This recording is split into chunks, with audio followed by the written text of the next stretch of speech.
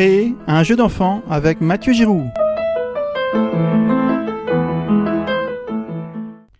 Voici une présentation de pédagogie et cours créatifs par Mathieu Giroux, un écrivain public et un informaticien, avec ses sites web commentécrire.fr, franceanalyse.com et devenircreatif.com.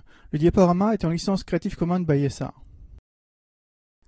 Maintenant, certains connaissent mieux comment fonctionne l'humain, seulement la culture du divertissement empêche de s'épanouir et rend émotif. Seul l'humain peut pourtant trouver quelque chose de nouveau sur Terre. Beaucoup ne savent plus être rationnels. Ils réfléchissent par rapport à leur envie. La culture du divertissement a été mise en place dans les pays riches au même moment que la privatisation de la monnaie, dans les années 70. L'émotion ne permet pas d'avancer, nous devenons insatisfaits si nous ne sommes qu'émotifs. On nous fait croire que les Beatles étaient une révolution, dans les faits les chansons portaient depuis de moins en moins à réfléchir. L'art dit abstrait demande d'apprendre des codes abstraits, nécessite un guide pour le comprendre, favorise les émotions perdues par l'élitisme, refoule la réflexion et l'envie d'évoluer. Beaucoup de ceux qui vont dans les musées ont l'impression de s'ennuyer car cet art ne permet pas d'évoluer. Un tableau peut et doit être facilement compris par quiconque, sans guide, en éveillant la curiosité pour faire réfléchir. L'art abstrait sert à créer une élite émotive et dépendante de ses émotions. La culture des Trente Glorieuses est en partie la culture populaire actuelle. Elle est une culture de progrès servant au développement. Elle fait réfléchir pour évoluer. Elle permet à beaucoup de citoyens de devenir rationnels et créatifs. Elle n'a pas permis d'enseigner le co-développement. Les pays pauvres ont servi à la spéculation. La culture des Trente Glorieuses n'était pas que populaire. Elle était aussi orientée vers les grands travaux. Pendant ce temps, l'Occident spéculait sur les problèmes des pays pauvres.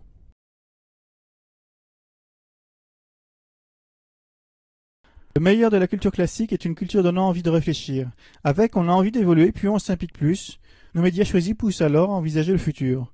On se passionne alors pour réaliser des projets, et on veut agir avec les autres. La culture classique a été remplacée par le divertissement. Si vous écoutez des musiques classiques comme du Bach, l'ingénieur Mozart ou Beethoven, le compositeur devenu sourd, vous avez envie de réfléchir et d'évoluer pour agir.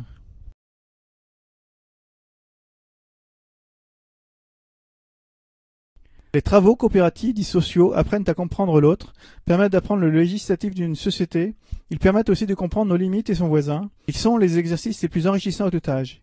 Ils apprennent à apprendre pour certains. Le social est écarté de toute direction qui veut appauvrir la population. Le social, c'est la société, c'est la coopération.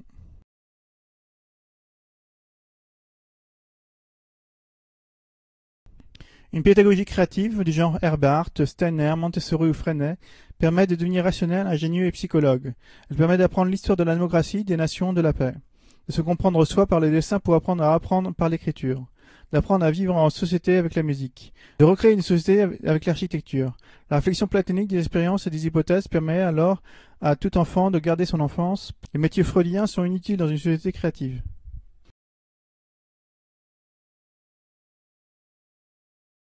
La pédagogie Freinet est une très simple pédagogie où on demande ce que veut l'élève.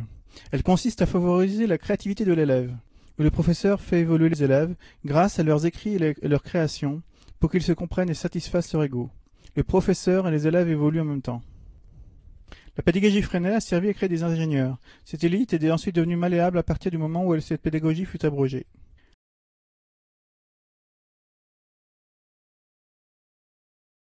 La créativité, c'est ce qui sépare l'humain de l'animal, ce qui permet de transformer ou d'améliorer la nature, ce qui nous permet l'économie de travail en anticipant, ce qui permet de mieux comprendre qui on est.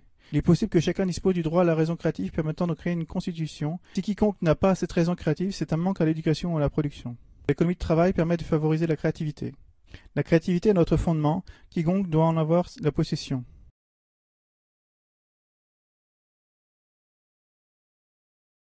L'histoire des nations, du développement et de la paix permet de mieux comprendre le co-développement avec les États-nations. Elle permet aussi de savoir comment anticiper l'avenir. Elle permet de connaître ses droits, ses acquis et ses devoirs primordiaux en faire notre civilisation. Elle permet de devenir responsable, humble, militant, humaniste. Elle permet de s'intéresser à l'économie réelle, l'économie physique. L'économie réelle, c'est l'agriculture, l'industrie. Une société dirigée de façon immorale n'accepte pas les dirigeants créatifs de l'histoire. On nous a caché l'histoire des nations, des grandes découvertes et de la démocratie. Pourtant, cette histoire permet de devenir optimiste et visionnaire.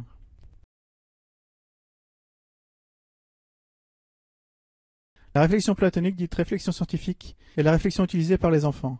Elle consiste à envisager des hypothèses en cherchant sa vérité puis la vérité pour les vérifier par expérience ou en tant que journaliste, afin d'évoluer en satisfaisant son ego. On devient rationnel, convaincant et volontaire. La réflexion platonique est enseignée avec l'histoire des grands découvreurs. En effet, Kepler, Leibniz et Einstein ne sont pas enseignés en lycée.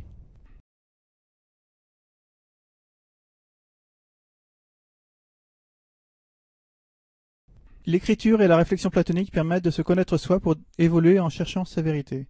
Ensuite d'écrire pour les autres afin d'enseigner. Car celui qui écrit comprend mieux ce qu'il sait. On fait alors naître de la créativité chez les autres.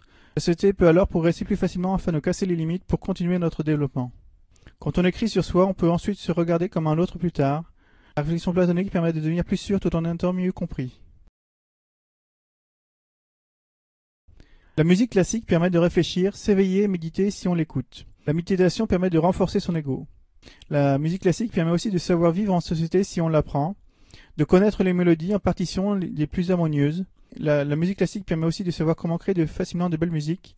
Elle permet de comprendre ses émotions et les émotions des autres. Il existe des méthodes qui permettent d'apprendre la musique grâce à notre créativité, sans avoir besoin de bases théoriques, en comprenant comment on fonctionne. Jouer un instrument ou chanter demande constamment de s'adapter, afin d'obtenir une démonstration commune basée sur nos intuitions, adaptée à des règles de beauté. Il est possible d'apprendre la musique sans base théorique, en apprenant ou en jouant ou en chantant. Plus ce qu'on apprend est difficile, plus c'est encourageant de réussir. Jouer un instrument ou chanter demande constamment de s'adapter, afin d'obtenir une démonstration commune basée sur nos intuitions. L'architecture avec la géométrie permet de savoir comment créer une société ou un système. Elle permet aussi de comprendre comment transformer notre environnement. Elle permet aussi d'anticiper sur toute construction, de gagner en ingéniosité, en curiosité. L'architecture demande à être malin et créatif. Elle permet avec l'ingénierie de rester créatif. Concevoir une ville ou un bâtiment est un moyen pour galvaniser son envie de comprendre la société afin de l'améliorer. On se renseigne alors sur les bases de création d'une société pour mieux l'améliorer et participer. Les meilleurs livres d'architecture parlent de coopération entre individus.